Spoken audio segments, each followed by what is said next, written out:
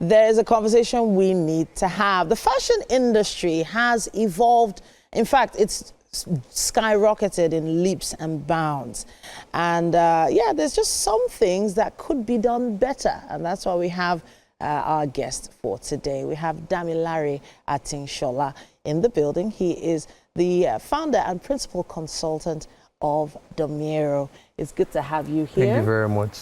Now, you're here to talk about the fashion industry, but before we start on that, talk to us about what Mieru is. All right, thank you very much. Mieru is a fashion management and manufacturing company based in Lagos. Okay. And we help fashion brands through strategic consulting and manufacturing.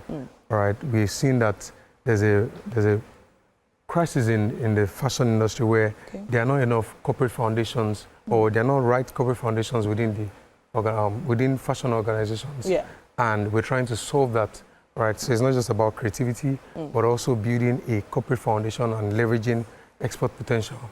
Okay, so some may not agree. You know, some may say our fashion designers are on point. They're you know, in fact, they're giving us Met Gala looks every weekend.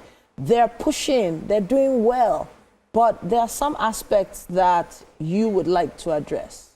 All right. So if you say that, I believe that we have over 100,000 fashion brands in Africa. Okay. All right. And there's none of those brands that have become a unicorn. All right. That is being $1 billion or being valued at $1 billion and above. All right. Okay. And with all the creativity that we have, there's still that problem. If you look outside, there are a lot of fashion brands that have become $1 billion companies in 8 years, 10 years, 3 years, in fact. Okay. All right. So some of the things that we're focusing on is the bare minimum. All right. And the issue majorly is we are creative, we are resilient, and so on. We have this tenacity, but there's still strategy missing. Okay. All right. And that strategy is in building the corporate foundation of these organizations. Okay.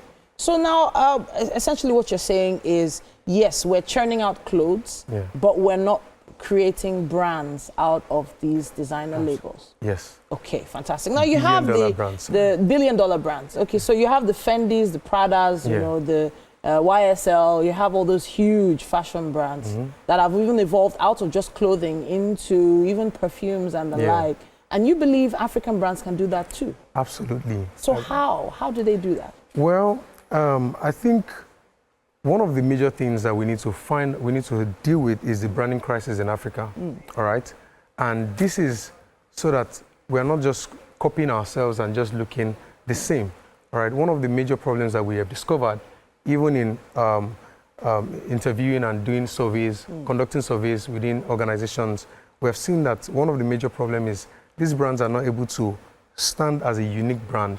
So if something is trending, most people or most fashion brands copy that trend. For instance, last year, there was a trend in comedic content. Okay. All right. And some brands were trying to build emotional connections with their audience through comedy. Sure. All right. While selling their clothes.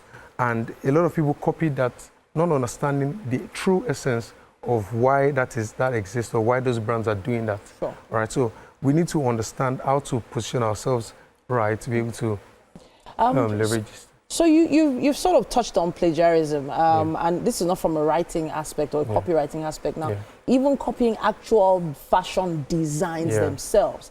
I know that, you know, you have some amazing brands that dress the likes of, you know, Ebuka, for instance. And then suddenly every tailor out there is copying exactly what was worn on that red carpet. Or and it's affecting how unique every fashion designer can come across. But I feel like the designers are responding to what the audience or what the customers are requesting for. Or is that wrong? Well, so think about it this way. I create something, all right? One of the major problems that most fashion designers can understand, I mean, I'm speaking their minds now. Or, you know, and they tell you somebody created something and has not gotten the potential on that product, on that design. And then somebody else has copied it and then is making money off my own intellectual property. Right now, you can say that let's go have a legal battle and all this. But a lot of the fashion brands don't have the power, capacity to, you know, fight legal battles. Do you understand? So we also want to make sure that we are preaching ideas that limit plagiarism as much as possible. Okay. It's not supposed to be that you take a design from a tailor and, from somebody's page and then take it to tailor and then have to. It doesn't allow the designer to get the value of that design.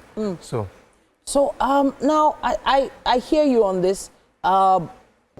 How exactly does branding now help the situation? How does that, well, at least put a little pause, even if it's not a stop, to people essentially copying designs and marketing strategies of other fashion brands? Well, so now this is something that is not totally, you can't totally, rule it out. Sure. All right, but my own goal is to make sure that fashion organizations are able to leverage the potential of their products and their designs. Okay. So that's my own focus. Okay. All right. Okay. And what we do is we're making sure that every of these brands understand how to connect with their audience emotionally. All right. So that there's loyalty built around the brand or the organization. For instance, if you look at Gymshark, Gymshark, found a niche. They saw a gap in the gym wear, in the sport or sport industry that Nike and Adidas and all those other guys were not seeing. And they created a brand around that. Okay. So they created a solution. But one of the things that kept Gymshark and was able to help Gymshark to scale in just 8 years to over $1 billion in valuation was that they had loyal customers. Okay. Right. Now, before we wrap up, you are working on something, I know, to help this process, and I feel like people can check you out on social media to find out more about how you can evolve your fashion brand.